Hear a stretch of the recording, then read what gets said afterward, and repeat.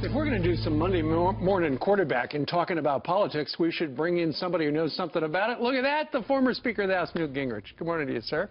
Oh, good. How are you doing? Doing okay. What do you make of South Carolina? Donald Trump won by 10. Well, I think it was the size victory he had to have. He got it despite doing a whole range of things I thought were really not going to work, including picking a fight with George W. Bush, who's very popular as a person, but clearly not as popular in terms of his policies. Trump is now far and away the front runner. Yeah, he has vastly more delegates than everybody else combined. And I think the real crisis, which is a couple weeks down the road, can Rubio win Florida? Right now, Trump is winning Florida. How well does Cruz do in Texas? Right now, he and Trump are in a pretty closely waged campaign. So Trump is a national player, and he's strong everywhere. We'll find out tomorrow night just how strong in Nevada. Does he close the gap in Florida with Jeb Bush's supporters? And do you think Jeb has to go out and anoint Rubio for that to happen? Well, I think even if Jeb goes out and anoints him, here's the challenge for Marco, who's a terrifically bright guy and has a great future. The more he is endorsed by the establishment, the more he becomes what people have been voting against. And in Florida, there's no evidence that Rubio and Bush combined get as many votes as Trump.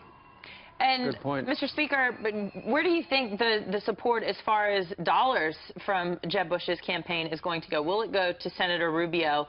And how much does money matter in this election? I think the Bush money, and by the way, if there was malpractice in politics, I think Jeb Bush would have a good case to sue the people who ran his super PAC for malpractice. But the Bush money will split, I think, probably 80 or 90% for Rubio and a small amount for John Kasich.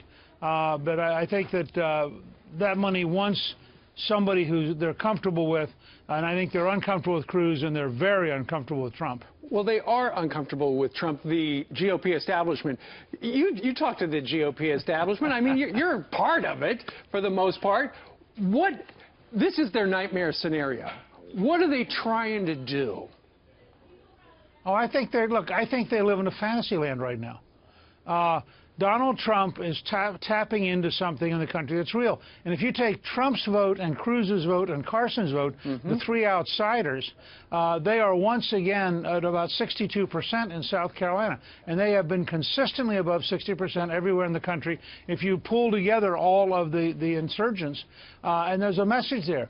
People believe the country's decaying. They believe Washington is the heart of that decay. They want somebody who's going to kick over the table and change Washington. Yeah. That's why Cruz has done so well, and it's why Trump has done so well. What's interesting is I remember Mitt Romney, one of his great advantages was money, and that's why a lot of you guys couldn't keep up. This time, the billionaire is spending the least amount of money and running away with this thing. Well, it's going to make make that's because of you guys. What? Look, that's because of you guys. Donald Trump gets up in the morning, tweets to the entire planet at no cost, picks up the phone, calls you, has a great conversation for about 8 minutes, which would have cost him a ton in commercial money. And meanwhile, his opponents are all out there trying to raise the money to run an ad. Well, I mean, people Nobody make believes the ad. decisions. People make decisions. Mitt Romney made a decision. For 3 months, he wouldn't do us at all. I mean, people decide for a while Jeb Bush wouldn't hop on any television at all. Hillary Clinton didn't do anything in the beginning. Donald Trump, from day one, made himself available to big and small. Plus, he's invented scenarios where suddenly he's got all this free media, and people, look, you know, that Pope thing at the end of the week, who wasn't talking about that? Look, you could say that Trump is the candidate Fox and Friends invented. He was on your show, I think, more than any other show. Every Monday.